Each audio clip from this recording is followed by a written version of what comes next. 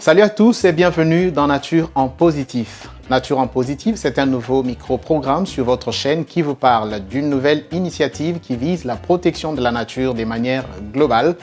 Un New Deal pour la nature, qui est une campagne initiée par le World Wide Fund for Nature, en sigle WWF, entendez le Fonds mondial pour la nature. Cette ONG internationale que vous connaissez certainement car elle est présente en RDC depuis plusieurs années et a soutenu de nombreuses actions en faveur de l'environnement en partenariat avec le gouvernement congolais et des ONG locales. Cette campagne pour un New Deal, la nature en positif d'ici 2030, lancée en début 2020, a subi l'effet Covid-19 suite aux mesures restrictives qui ont retardé sa vulgarisation. Qu'à cela ne tienne, nous sommes là avec vous pour découvrir ensemble les grandes lignes de cette initiative qui est une alerte et en même temps une interpellation pour chacun de nous.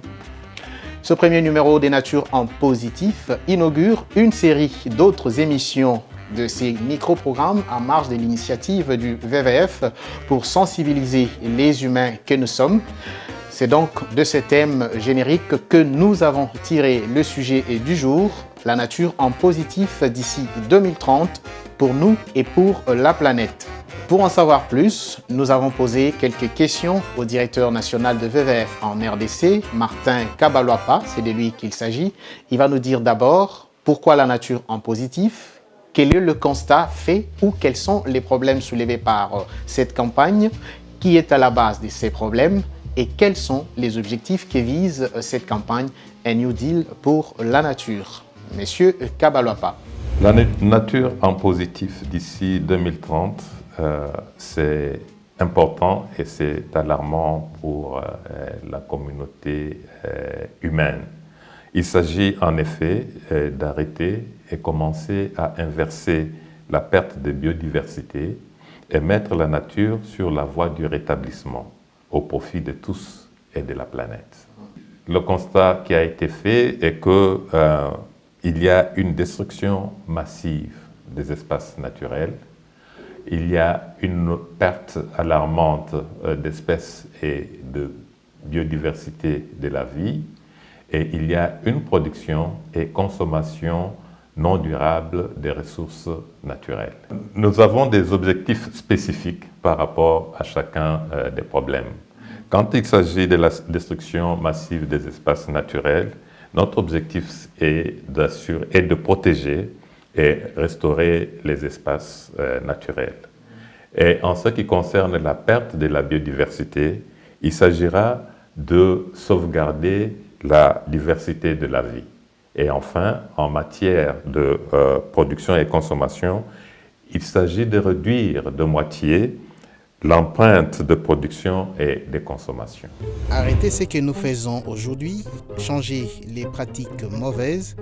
Ces pratiques sont entre autres la coupe des bois, sans penser à renouveler, déverser les déchets, voire même toxiques, dans les cours d'eau, une chasse ou une pêche incontrôlée ou excessive, comme si la vie ne s'arrête qu'aujourd'hui, alors qu'il y a après nous d'autres générations qui auront besoin de se servir de la nature.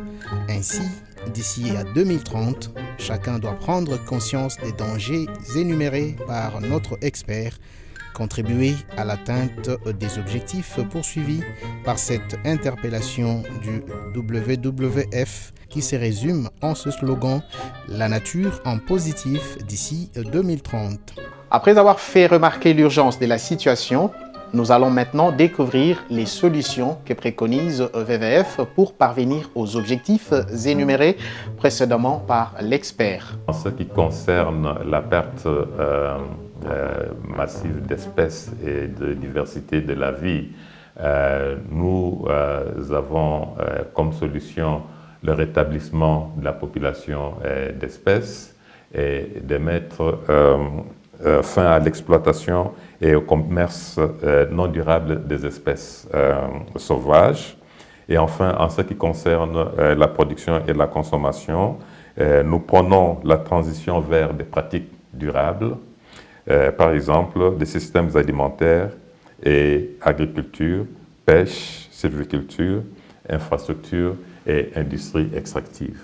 C'est évident, l'homme ne devra jamais cesser de produire ni de consommer, mais il est important de produire et de consommer de façon responsable.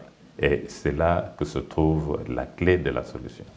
Des objectifs clairs et avantageux une fois atteints, mais ce qui est intéressant, ce sont les solutions proposées. Elles sont simples et pratiques. Si vous et moi, nous prenons l'engagement dès aujourd'hui, en ce début de 2021, de bien gérer ce qui nous reste encore de la forêt, de la terre, de l'eau, si nous travaillons de façon à favoriser le rétablissement des espèces perdues, si nous abandonnons le commerce des espèces sauvages qui tendent vers l'extinction, si nous changeons nos systèmes alimentaires, notre manière de cultiver ou de pêcher, notre façon d'ériger des infrastructures dont nous avons besoin, mais surtout, si nous faisons proprement l'industrie extractive, je pense que nous allons arriver à stabiliser la nature d'ici 2030. Et enfin, la dernière question que nous allons poser à notre invité, c'est celle de savoir si toutes ces solutions, une fois appliquées par les citoyens du monde, il y aura des bénéfices pour la nature et pour l'homme. Ces solutions par rapport à ces problèmes vont certainement avoir des bénéfices pour tous et pour la planète.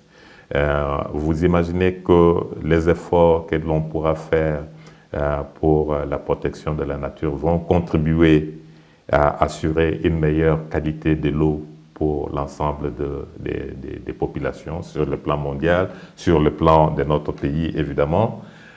Si nous détruisons les espaces naturels, la conséquence, c'est qu'il y aura notamment moins de pluie.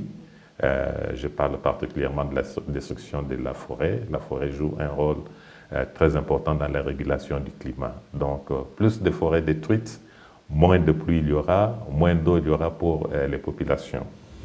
Pas trop de commentaires à faire, mesdames et messieurs. Je crois que vous avez noté avec moi les bénéfices que nous allons tirer du fait de la prise de conscience que notre nature est mal gérée ou surexploitée, sans réparation conséquente ou proportionnelle. En tout cas, agissons ensemble en fonction de cette alerte afin que 9 milliards d'individus humains puissent vivre une meilleure qualité de vie avec autant de nourriture, de l'eau et avec un climat stable. C'est ça, nature en positif d'ici 2030. Nous voici donc à la fin de ce premier numéro de votre magazine Nature en positif. Prenez l'habitude de nous suivre en marge de cette campagne qui va se poursuivre tout au long de la décennie 2020-2030 parce que vous avez compris que nous allons ensemble constater la progression ou la dégradation de la nature au cours de cette décennie en rapport avec cette campagne. Merci de nous avoir suivis. À la prochaine.